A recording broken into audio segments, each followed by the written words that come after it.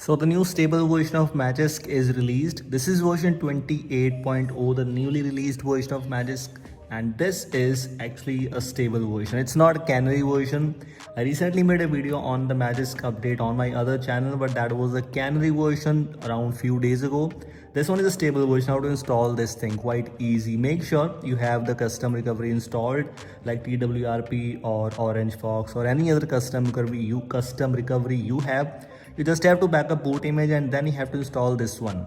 Keep this thing in your mind. By default, whenever you download this thing from the official website, official GitHub link, this will be in the .apk extension.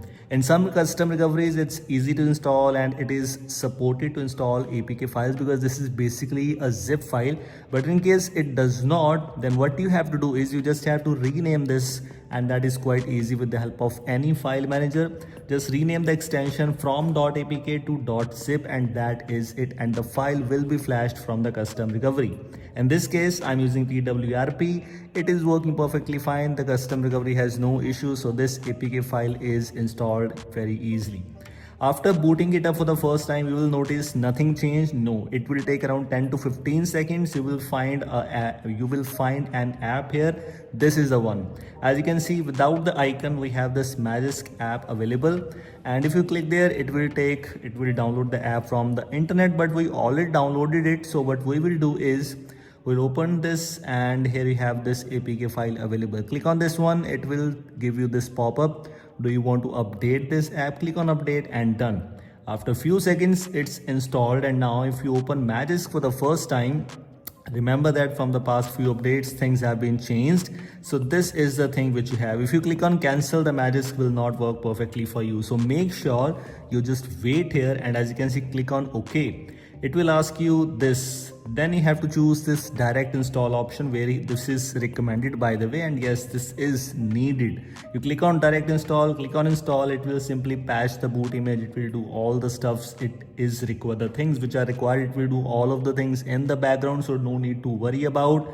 And after doing all of these things, and it will take, of course, some seconds, some time, you just have to click on reboot, and that is it. That's quite simple, quite easy though.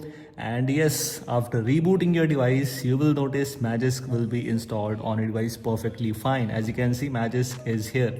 Now it's time to show you that what are the new things available with this new version. You always know that Magisk does not focus on major new changes, but still with this new version, and by the way, if you're using the stable version already, you did not install any canary version, then this might be a new thing for you. In the language section, in the previous cases, language option was there with the Android 13 or any other version. Basically, languages option were there, but that was specific to Magisk only. But this time it's now integrated with the per app language option available in the Android settings, and you will notice the difference there. Second major change which you will find here in the Magisk settings is the enforce deny list option.